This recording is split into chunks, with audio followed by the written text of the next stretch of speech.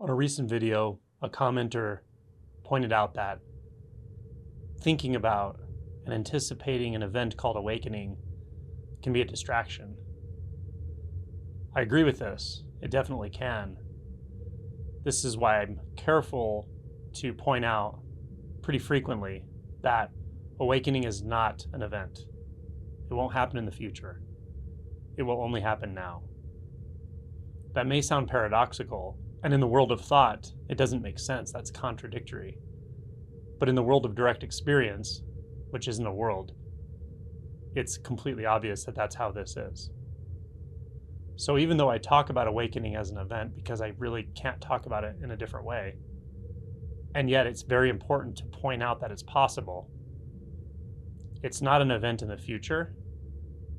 It's not something you can think about. Any way you imagine it, that's not it. And one of the most important points of awakening is that attention has finally turned away from that thought process that likes to imagine futures, possibilities, tries to feel in control by contemplating how things are going to look in the future, whatever that future is about, whether it's awakening or other things, and toward your true nature, or it just settles back into true nature. That's what awakening is. So anything I say, any language I use, can potentially lead to misunderstanding, or let's say improper practice. And that would be imagining what awakening is, thinking of how bad you want it, wondering if you're doing things right to get there, wondering which practices are right and which aren't, or whether you believe this teacher or that teacher, or whether you believe you should try or that there's no one that can try and so you should just not do anything. All of that contemplation, that's not it. That's not what I'm pointing to when I talk about awakening. But I am pointing to something, and it's right where you are right now. Not in the future, not in thoughts. It's that simple. It's that direct. I'm always pointing to this, always. Because there's nothing else to point to.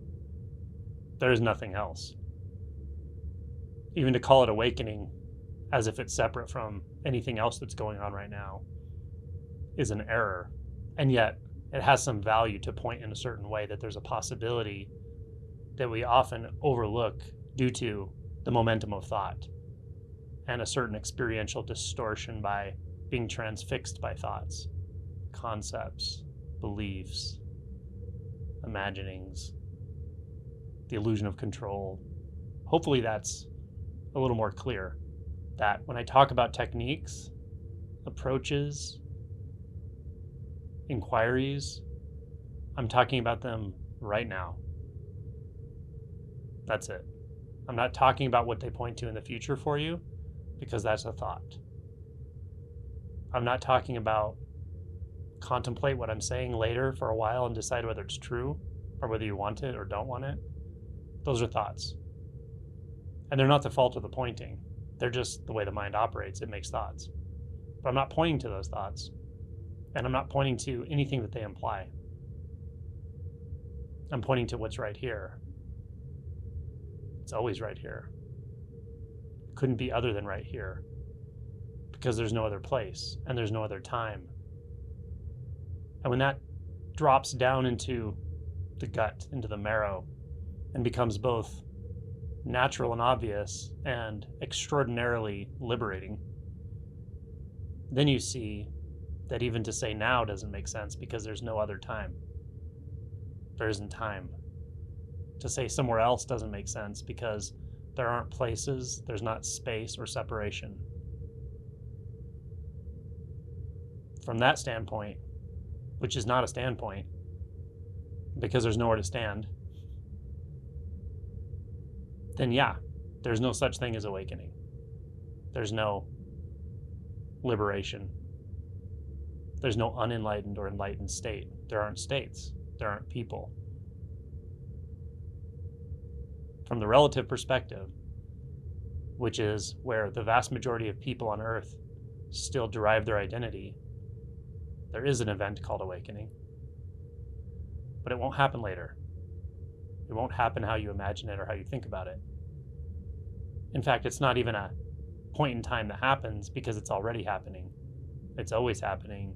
It can't not be happening. That's what awakening is. Awakening is recognizing that instinctually. And with that, the identity structure that feels like a small container of you and your life will dissolve to a large degree. That internal container of me moving through a timeline, having choices, having a past and future, but very much limited in those choices, even though I don't really think I'm limited. In the thought space, there's a feeling of being limited. Stereotyped beliefs, thoughts, activities, choices. All of a sudden, that container isn't a container. The degree of freedom is beyond anything that mind space can imagine. So is that an event? Yes and no. Does it happen somewhere else? No. Does it happen in the future? No. Is it something you can contemplate or understand? No. Does it help to think about it? No. But the possibility is burning inside you. It's burning up all traces of separate self, of identity, of seeking, of doubt, whether it feels like it or not. So just orient to that, because it's always right now. That's all you can do. That's all you need to do. If you want to add inquiry to that, great. But that's not thinking. Inquiry is not about thinking. It's not about imagining the future. It's not about fantasizing. It's about looking deeper and deeper into this immediate experience that's here right now and always is and never could not be. That's what inquiry is. It's open-ended. It's a surrender. It's a plunge deeper and deeper and deeper into experience. More and more subtle, more and more nuanced, more expansive, more close, more intimate, more contact, more undivided. And that's effectively accomplished through putting your attention on presence, this right now, not the thought about presence, not a concept, nothing you read in a book, just presence. And the thoughts will ultimately calm down. And then the perceptual filters that are also thoughts, but don't appear to be thoughts because they're non-conceptual, will also begin to dissolve. And then you will not be able to perceive boundaries anymore. You won't be able to perceive coming and going. Not that you would want to, because there's just so much reality, and it can only be here, here, here. And now, now, now.